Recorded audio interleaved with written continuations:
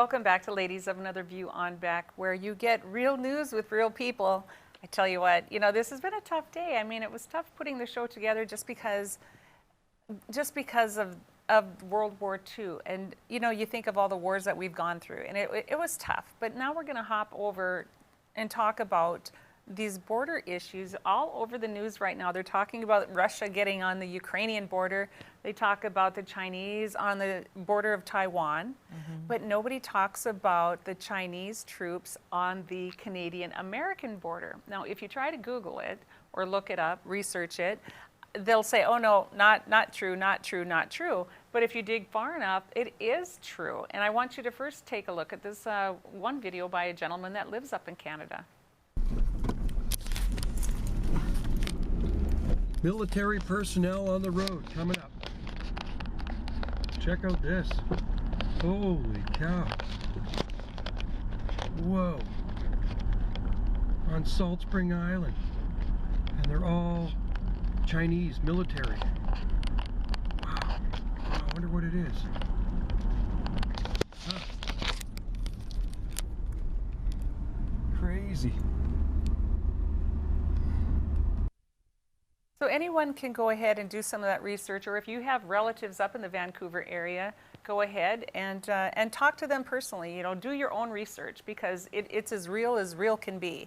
And there were a lot of comments, because I had seen that a couple years ago, and a lot of comments. Yes, they've been here for a while. I think it's been since about 2018. Right, that's what I thought too, or sooner. I mean, we probably just didn't notice it before. Right. Well, it wasn't as concerning as it is now. Right. Right. So, but anyway, and then we don't even want to talk about the Mexican-Canadian border. Why is it everybody has borders except us? Everyone gets lined up on borders, but our borders are pretty much wide open. That's the crazy thought. But before we talk about it a little bit more, I want you to look at Tucker Carlson on Fox News. He had also talked about it with the gentleman that is from Canada. He has, it's called Rebel News, but go ahead and take a look at this one. Shock to Canadians, too. That cold weather warfare that you're referring to was just one of 18 different joint projects the Canadian Armed Forces had with the People's Liberation Army in 2019 alone. Canada is training 1- and 2-star Chinese generals in our war colleges. I think Tucker was shocked there too. I was like, it's like, what? Right?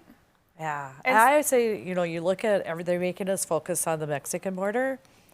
But like you said, there's borders, Great Lakes is a whole border area. Right, but they're telling us right now, what's the news covering right now? Oh, the Russians are on the Ukrainian border, right? Yeah. And Chinese is on the Taiwan border. Yeah. And so they have said, we're supposed to go look, don't even look at Mexico. Don't look there, folks. Nothing to see there, folks. Don't look at Canada. Nothing to see there either. Let's go look at Russia. They're trying to attack the Ukraine. And it's like, come on, you guys. It's like, are they trying to divert us? Are the Chinese behind all of this? Is it communism, the Russians and the Chinese? It just so happens that they're both lining up on some border somewhere else. Right. Interesting that you say that. I have a group of friends that I kind of text back and forth, and we just talk, and I said, what's your guys' take on the Russia-Ukraine thing? And one of them's like, false flag, trying to get our eyes off of whatever it is to really look happening. at this. Yeah, whatever's really happening, whatever that is. But I'm like, that's interesting.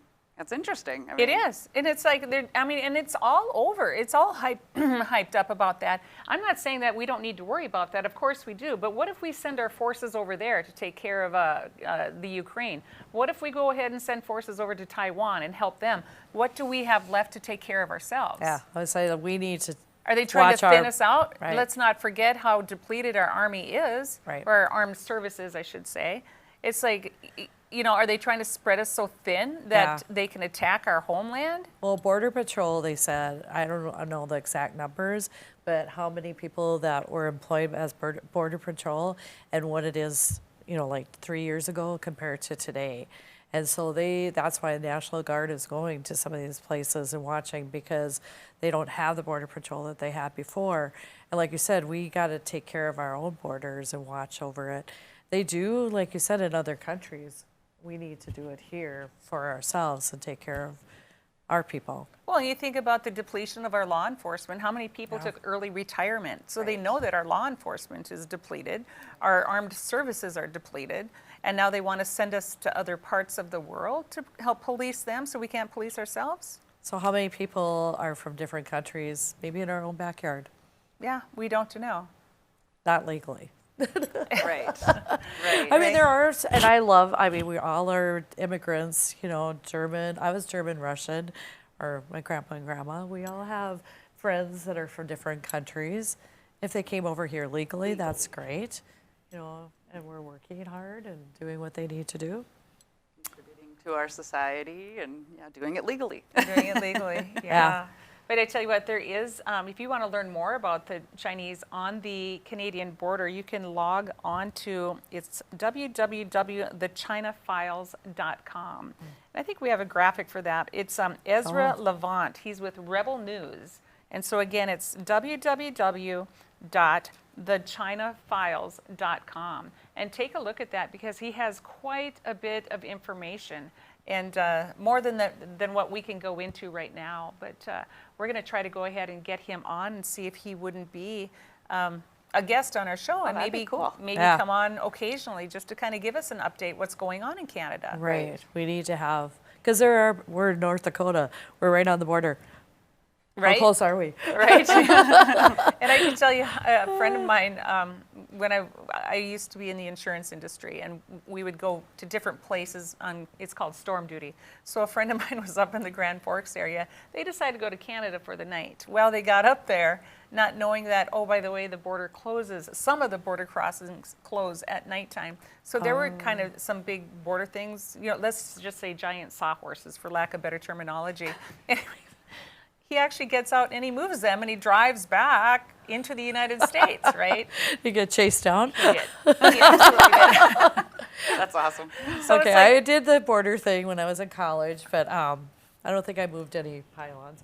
yeah, but before 9/11, we could do that. You know what I'm saying? Now you'd be thrown in jail for it. But that's how open our borders are. I'm just trying to talk about the ease of coming into our country. Right. Yeah. I mean, we have farmers up in the northern part of the state here that farm on both sides of the country. It's like they don't, you know, there's no way they can watch all of our border. Well, I heard too, like this was quite a few years ago, that somebody was taking a soccer team up there, and he had some kind of speeding ticket like 20 years before, and they look him up and say, no, you can't come across the border because you had the speeding ticket.